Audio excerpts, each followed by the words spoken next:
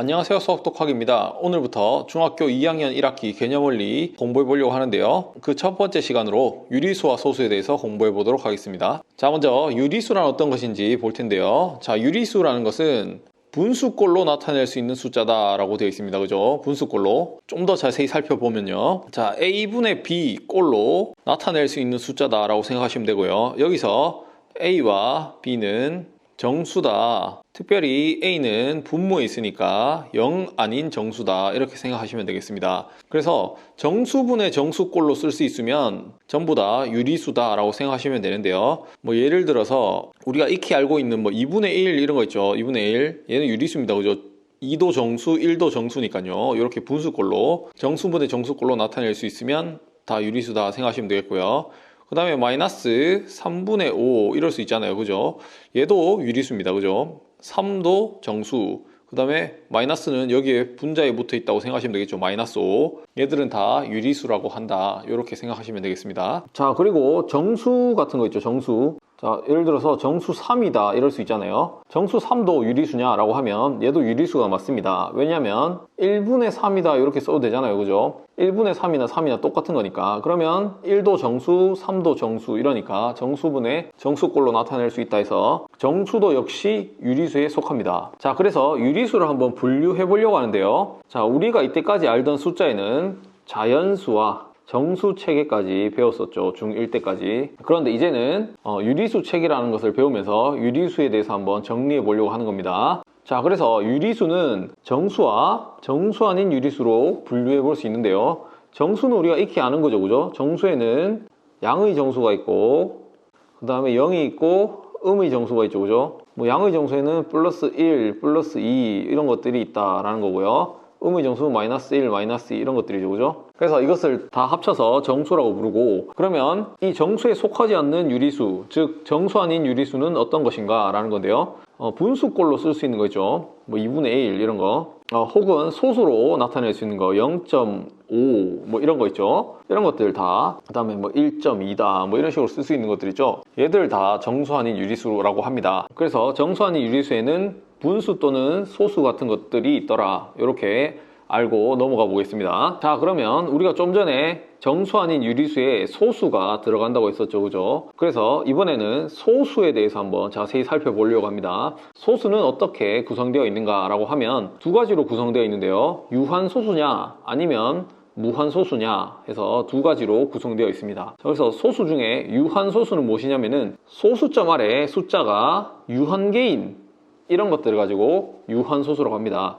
유한계라는 것은 끝을 알 수 있다라는 거죠. 끝을 알 수 있는 숫자, 그런 것을 유한계라고 합니다. 즉 몇 개인지 셀 수 있다는 거죠. 그죠? 그래서 예를 들어서 12.34다 이럴 수 있잖아요.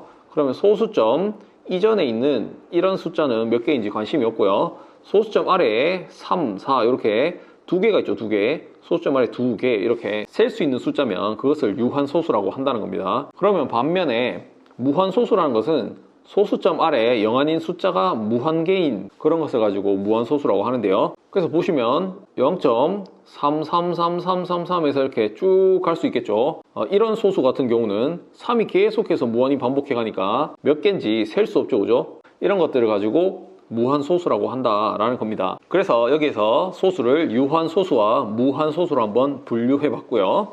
자, 그러면 방금 배웠던 유한소수를 분수로 한번 표현해 보려고 하는데요. 그러면 어떤 특징이 생기는지 한번 살펴보도록 하겠습니다. 유한소수 한 개를 분수로 표현해 보면 예를 들어 1.2다 이럴 수 있잖아요. 얘를 분수로 표현해 보시면 10분의 12다 이런 식으로 표현할 수 있겠죠. 혹은 0.345다 이러면 이것을 1000분의 345다 이런 식으로 표현할 수 있다는 것은 이미 알고 있는 내용이죠. 그죠? 그래서 유한소수를 분수로 바꿔보면 분모가 무조건 10의 거듭제곱꼴이 된다라는 겁니다. 그래서 여기서도 보시면 1.2 같은 경우에 10분의 이렇게 해서 10의 1제곱이죠. 이게 1000분의 이러면요 이게 바로 10의 세제곱이죠. 그죠? 이게 바로 10의 세제곱. 그래서 유한소수는 분수로 나타내 봤을 때 분모가 10의 거듭제곱꼴이 된다라는 겁니다. 그리고 유한소수를 기약분수로 나타내면 이라고 되어 있는데, 기약분수는 약분을 마친 상태죠. 그죠? 약분을 모두 다 마친 상태, 그것을 가지고 기하분수라고 하는데요. 그래서 기하분수로 나타내면, 즉 약분을 다 한 뒤에 분모를 살펴보시면요, 분모를 소인수분해 했을 때 그 소인수가 2와 5만 남는다 라는 겁니다. 자, 왜냐하면은 여기 10분의 12에서 도 알 수 있듯이 얘는, 자, 약분하기 전에 미리 소인수분해를 한번 해볼게요. 분모는 2 곱하기 5 이렇게 될 거고요, 분자는 2 곱하기 2 곱하기 3 이렇게 될 겁니다. 2의 제곱 곱하기 3 이런 형태죠, 그죠? 그래서 10분의 12를 약분해봐라 라고 하면 이 2와 2가 약분되면서 5분의 6이다 이렇게 될 겁니다, 그죠? 5분의 6이다. 그래서 약분이 끝난 뒤에는 분모의 소인수가 5만 남았다라는 걸 알 수 있죠, 그죠? 그래서 소인수는 무조건 2 또는 5만 남는 숫자들은 다 유한소수다 이렇게 생각하시면 된다는 겁니다. 자, 그래서 이것을 좀 정리해서 말씀드려 보면요, 자, 유한소수는 항상 분모가 10 곱하기 10 곱하기 이런 식으로 10의 거듭제곱 형태로 분모가 생겨 있겠죠, 그죠? 분자에는 어떤 숫자들이 이렇게 있을 겁니다, 그죠? 그래서 이것을 열심히 약분한다고 했을 때, 자, 분모가 약분돼봤자 2와 5만 약분되겠죠, 그죠? 2와 5가 열심히 막 약분된 다음에 남아있는 것들이 2의 몇 제곱 혹은 5의 몇 제곱만 남는다 라는 겁니다. 그래서 유한소수를 기약분수로 나타내면 분모의 소인수는 2 또는 5만 남아있어야 한다, 이렇게 알고 계시면 되겠습니다. 자, 그래서 방금 배운 내용을 가지고 유한소수냐 무한소수냐를 판별할 때, 구별할 때 사용한다는 건데요, 어떻게 하시면 되냐면은, 자, 먼저 소수가 있을 때 이 소수를 분수꼴로 나타내시고요, 그 다음에 이 분수를 약분합니다, 그죠? 약분. 열심히 약분해서 기약분수로 나타낸 다음에 그 다음에 분모를 보면 되겠죠, 그죠? 분모를 소인수분해 보는 겁니다. 그랬을 때 분모의 소인수가 2와 5, 2 또는 5만 남아 있으면은 그것을 바로 유한소수다 이렇게 판단하시면 되고요. 그런데 2 또는 5 외에 다른 소인수가 있었다고 해봅시다. 그러면 이것은 바로 무한소수가 된다는 건데요, 무한소수. 이런 것들 한번 해봅시다. 예를 들어 30분의 5 같은 분수가 있었다고 해볼게요.